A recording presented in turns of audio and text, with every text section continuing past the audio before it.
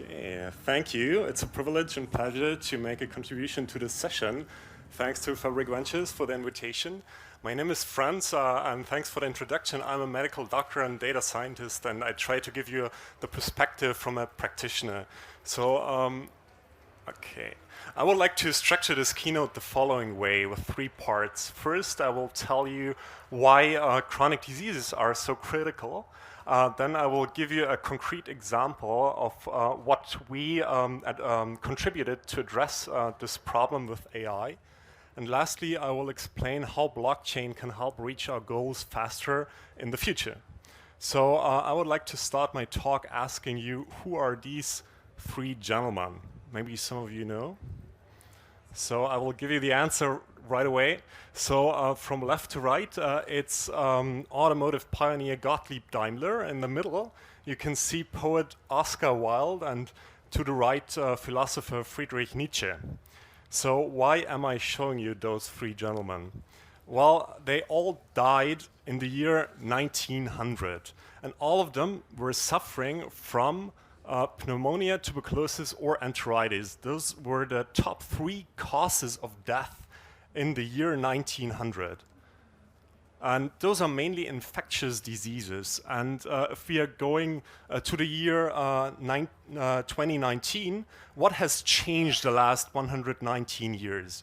So, well, even if you wish to have a choice, you are most likely to seize due to heart disease, cancer, or stroke. And those are mainly chronic diseases. So why has that changed so dramatically? Of course, one factor was the discovery of antibiotics, but the main reason lies here. This is the worldwide life expectancy, 1900 versus 2019. And in the next slide, you can see the average onset of most common chronic diseases. So, what can we see? In 1900, people were just dying before they even had a choice to develop a chronic disease. So they rarely developed diabetes or Parkinson's, Alzheimer's, or cancer. So that being said, chronic diseases are epidemic. 8 out of 10 people aged 65 plus are suffering from at least one chronic disease nowadays. And here comes the shocker for all economists. Chronic disease burns our cash. 85 out of 100 healthcare dollars are spent on chronic disease. So let me summarize. Why is chronic disease so bad? Okay, no summary today. I think the clicker just died.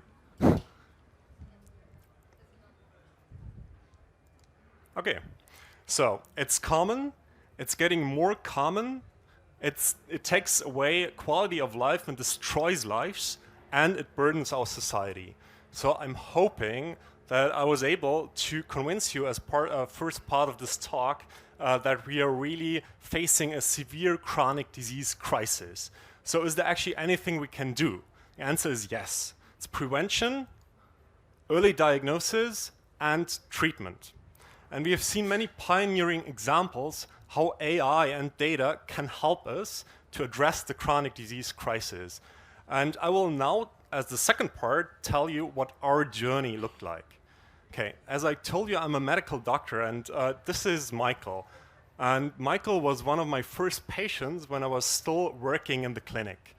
And Michael's disease really had an impact on his entire life, and it could affect every single one of us. Michael is suffering from Parkinson's disease.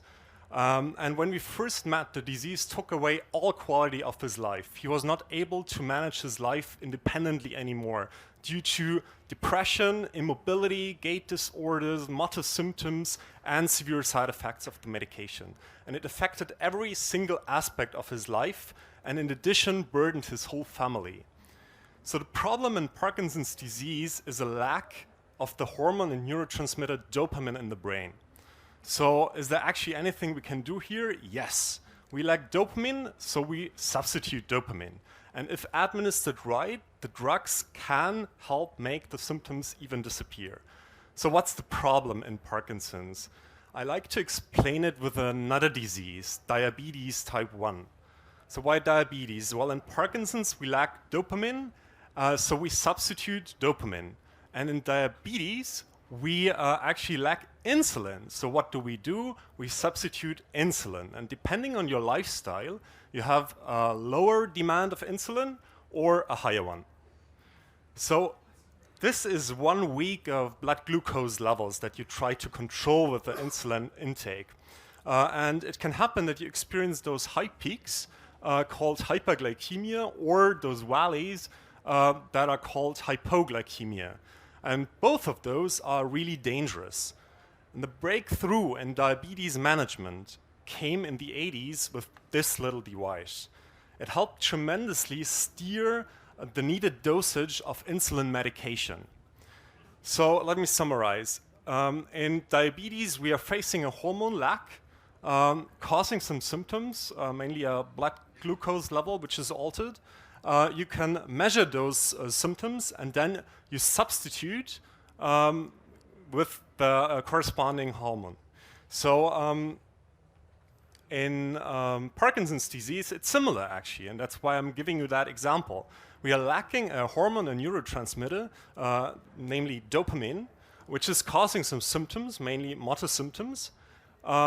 Basically, we could substitute the neurotransmitter accordingly, but what we are lacking is basically this part, the measurement part. Bless you. This basically causes a roller coaster ride of dopamine levels and corresponding symptoms for patients, because we are not able to measure the symptoms and steer the medication accordingly. And it literally feels like a roller coaster ride for patients. They experience a roller coaster ride of their symptoms 6 to 8 times each day. So what we could do as medical doctors is actually observe the symptoms all the time, constantly, just standing next to the patient. This would help us determine the right dosage throughout the day. But unfortunately, we doctors are really rare breed, and we cannot do that. So patients get to see us only 1 hour per year, while they spend the rest in self-care. It's 8,759 hours. So for most of the patients, the burden of their symptoms is so high that they desperately document them in so-called symptom diaries. But this is often prone to subjectivity and lacks temporal resolution. So when patients brought their diaries to the clinic, I was not really able to make sense of it. So a couple of colleagues, including myself, we concluded that we need a measurement method for Parkinson's symptoms which is continuous, objective, and seamless. So what did we do? At that time, back in 2015, new wearable technology came to the consumer market. And our idea was to leverage the motion sensors built in any of those smartwatches. So our hope was that we could use the motion data in combination with clinical information to predict the motor symptoms accordingly. So in addition to the motion data, we needed someone to label the data and give clinical meaning to the data. So we allocated a junior colleague to spend a whole day with some of our patients. And he did the tedious job of giving a clinical label each and every minute. And after a couple of weeks, we had gathered a cohort of some patients. So we started to use that labeled data set and fed it into a neural network. And we recognized that the more data we put in, at some point the network really started to make meaningful predictions. And after 1 year of hard work, we had arrived at a working prototype, which looked like this. And the network had learned to reliably predict motor symptoms of Parkinson's patients just with a smartwatch. And this helped us already with this prototype tremendously steer the medication effectively. So we were really happy, and Michael was also quite happy. And after this first success, we decided to transform this prototype into a product called James, named after James Parkinson, the discoverer of Parkinson's disease. Of course, this example is just a very small contribution to address the chronic disease crisis. So we are constantly thinking about ways how we can make the R&D process from an incremental development to an exponential development and make it much more scalable. And this is where we believe that blockchain comes into play. Let's have a look at the general development process in the biomedical data science domain. So this might look familiar to some of you. So you get some data, you run pre-processing and data structuring, you tune and architect your AI models. At some point, you're deploying those models, and then you try to go to market. So you have some natural challenges like quantity and quality of data and variability of data. Then you need to tune and architect models, make them scalable, and then you're still facing regulatory approval issues. So in the healthcare domain, we have additionally some specific challenges that we need to address. So let me guide you through. First of all, trust. Will already talked about this one a little bit.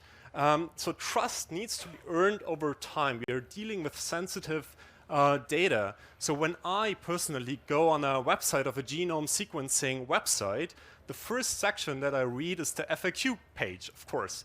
Is my personal data stored? Where is it stored? For which purpose? And what is it used for? Those are the questions that come to my mind. So the second challenge is around data availability. Data is in the healthcare domain not generally available. It's there, but we cannot use it. And due to the fact that it's personally identifiable information, patients usually need to give their consent for data to be shared for a specific purpose. And furthermore, data is distributed via many different sites, and it can be very hard to find data for a specific rare disease. And in addition, those different sites usually have completely different data structures. So the third one is the fact that we are dealing with human data makes the data itself quite individual, since every human being is highly individual. So this, however, poses you a problem when you train an AI model in one location and want to transfer it to another. It's not that straightforward, and you need to make sure to include representative samples into your training, validation, and test set to address differences in gender, age, ethnicity, lifestyle, and so on. And this again resonates with the data availability challenge that I just mentioned. And the fourth one is comes here. In healthcare, the question around traceability and accountability regarding AI models becomes real. So some of you might know those memes. We can have fun times with memes around AI misclassification fails. And in healthcare, such failures can really mean the difference between life and death. So we need to make sure that we know how our models have been trained, and in addition, make the whole process explainable and interpretable. Okay. So at Ocean Protocol, we are dedicated to solve those challenges around trust, data availability, generalizability, and traceability and accountability. We are basically building a decentralized data exchange protocol to unlock data for AI. And this opens a lot of opportunities, especially in the domain of healthcare. The Ocean Protocol brings together decentralized technology and a trust framework and an ecosystem for data and related services.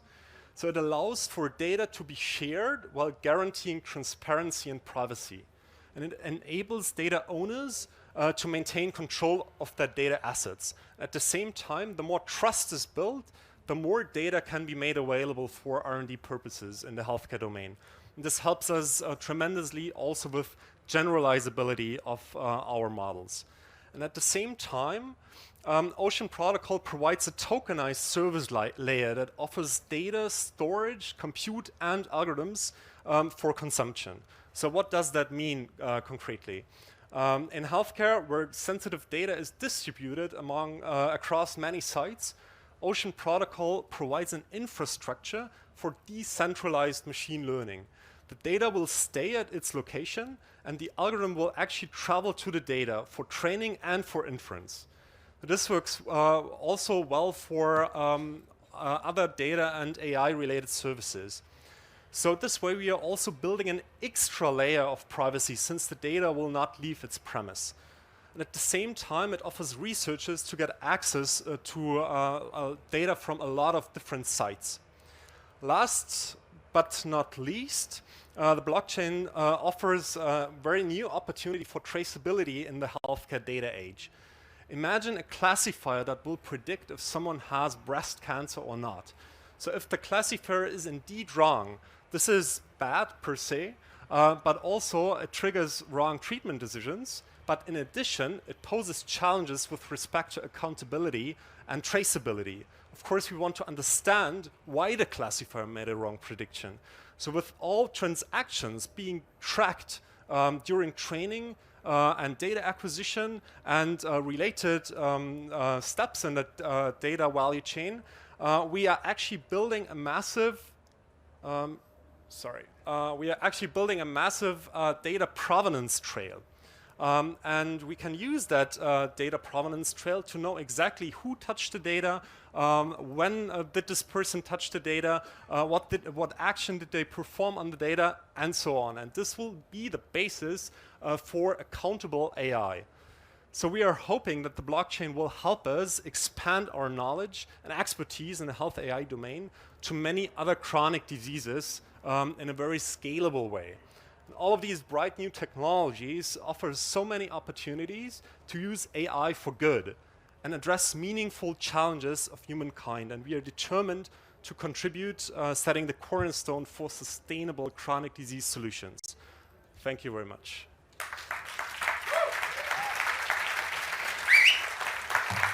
Thank you. Thanks so much.